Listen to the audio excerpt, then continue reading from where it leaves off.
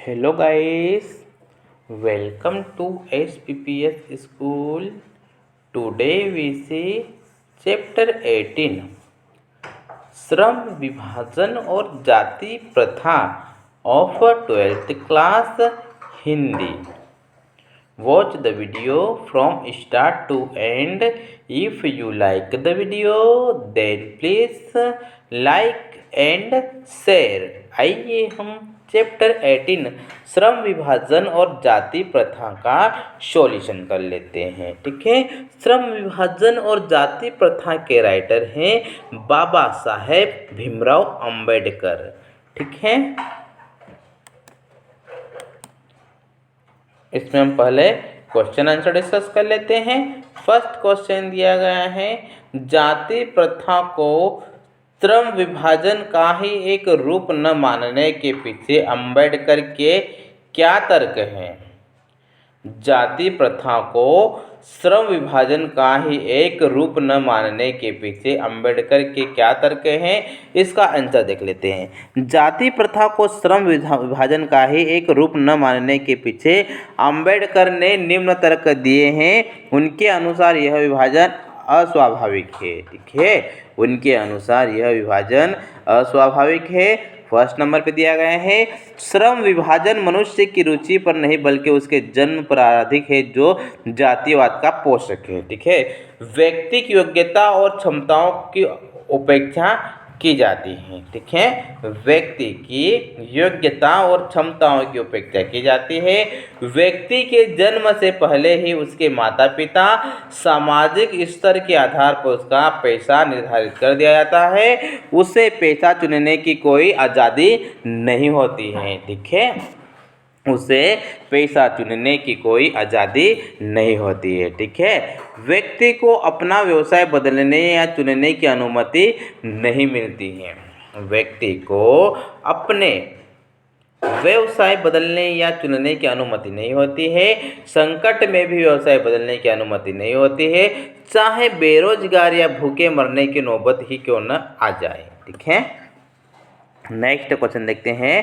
Question number 2, जाति प्रथा भारतीय समाज में बेरोजगारी व भूखमरी का भी एक कारण कैसे बनती रही. क्या यह स्थिति आज भी है. क्या यह स्थिति आज भी है, इसका आंसर देख लेते हैं.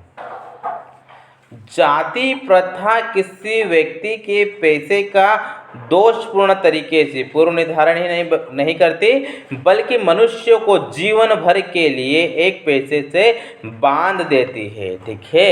बल्कि मनुष्य को जीवन भर के लिए एक पेशे से बांध देती हैं जो उसकी इच्छा या आवश्यकता के अनुकूल न हो. ठीक है. जो कि उसकी इच्छा या आवश्यकता के अनुकूल न हो.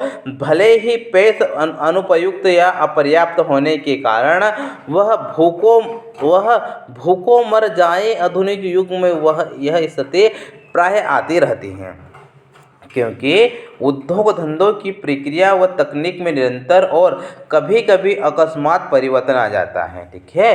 कभी कभी अकस्मात परिवर्तन आ जाता है जिसके कारण मनुष्य को अपना पेशा बदलने की आवश्यकता पड़ सकती है. और यदि प्रतिकूल परिस्थितियों में भी मनुष्य को अपना पेशा बदलने की स्वतंत्रता न हो तो उसके लिए भूखों मरने के अलावा कोई चारा नहीं रहता है. ठीक है. तो उसके अलावा कोई चारा नहीं रहता है. यद्यपि भारतीय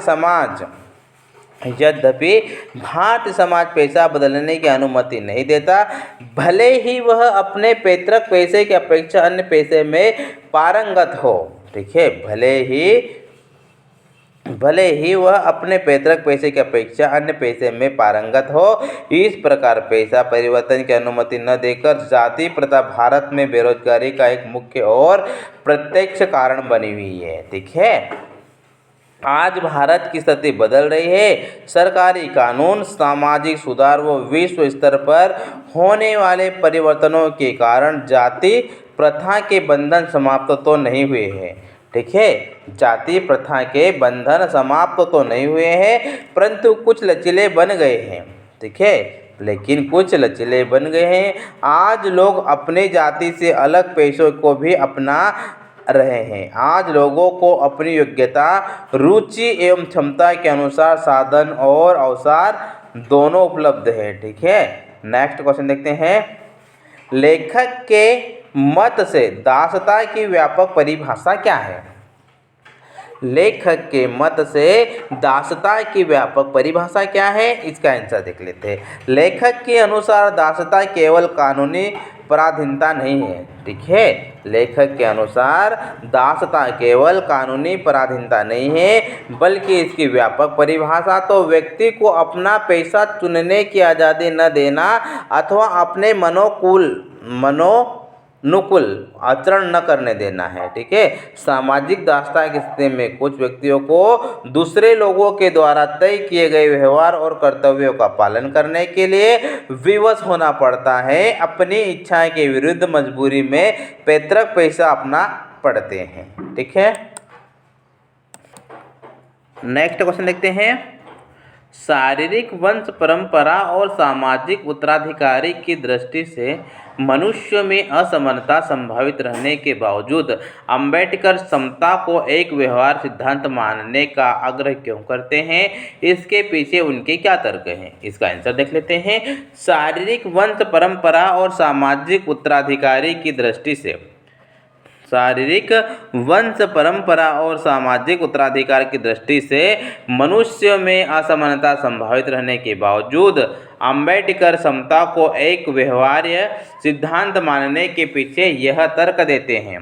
ठीक है, यह तर्क देते हैं कि समाज के सभी सदस्यों से अधिकतम उपयोगिता प्राप्त करने के लिए सबको अपनी क्षमता को विकसित करने तथा रुचि के अनुरूप व्यवसाय चुनने की स्वतंत्रता होनी चाहिए। राजनीतिज्ञ को अपने व्यवहार में एक व्यवहार्य सिद्धांत लाने की आवश्यकता रहती है और यह व्यवहार्य सिद्धांत यही होता है। ठीक है, और यह व्यवहार्य सिद्धांत यही होता है कि सब मनुष्यों के साथ समान व्यवहार किया जाए, उन्हें समान अवसर दिए जाए ताकि उनमें मानसिक स्तर पर भेदभाव उत्पन्न न हो। ठीक है, नेक्स्ट क्वेश्चन देखते हैं। सही में अम्बेडकर ने भावनात्मक समत्व की मानवीय दृष्टि के तहत जातिवाद का उन्मूलन चाहा। ठीक है, जातिवाद का उन्मूलन चाहा, जिसकी प्रतिष्ठा के लिए भौतिक स्थितियां और जीवन सुविधाओं का तर्क दिया। क्या इससे आप सहमत हैं? क्या इससे आप सहमत हैं? इसका आंसर देख लेते हैं। हम लेखक की बात से सहमत हैं। हम लेखक की बात से सहमत है कि उन्होंने भावनात्मक समत्व की मानवीय दृष्टि के तहत जातिवाद का उन्मूलन चाहा। किसी भी समाज में भावनात्मक समत्व तभी आ सकता है जब सभी को समान भौतिक सुविधाएं उपलब्ध होगी। समाज में जाति प्रथाएं के उन्मूलन के लिए समता आवश्यक तत्व है।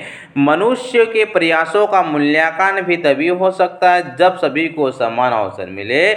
उदाहरण के लिए गांव की पाठशाला और कॉन्वेंट में पढ़ने वाले बच्चों का सही मूल्यांकन हम कैसे कर सकते हैं? अतः पहले जातिवाद का उन्मूलन हो, सभी को समान भौतिक सुविधाएं मिले और उसके पश्चात जो भी श्रेष्ठ हो वही उत्तम व्यवहार के हकदार हो।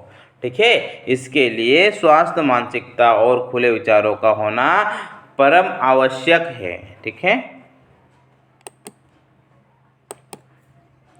नेक्स्ट क्वेश्चन देखते हैं। आदर्श समाज के 3 तत्वों में से एक भ्रातृत्व को रखकर लेखक ने अपने आदर्श समाज में स्त्रियों को भी सम्मिलित किया है। ठीक है, अथवा नहीं? आप इस भ्रातृत्व शब्द से कहाँ तक सहमत हैं? यदि नहीं तो आप क्या शब्द उचित समझेंगे या समझोगे? इसका आंसर देख लेते हैं।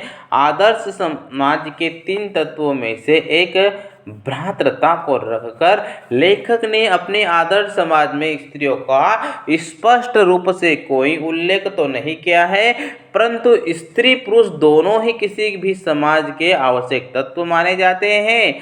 अतः स्त्रियों को सम्मिलित करने या न करने की बात व्यर्थ और अनुचित है। ठीक है, अतः स्त्रियों को सम्मिलित करने न करने की बात व्यर्थ और अनुचित है। भातृता शब्द संस्कृत का शब्द है जिसका अर्थ है भाईचारा। ठीक है, भातृता शब्द संस्कृत का शब्द है जिसका अर्थ है भाईचारा। यह बात सर्वविदित है कि भाईचारे से ही संबंध बनते हैं, परंतु भातृता शब्द प्रचलन में न होने के कारण ही भाईचारा शब्द का उपयोग करना ही उचित समझूंगा। ठीक है।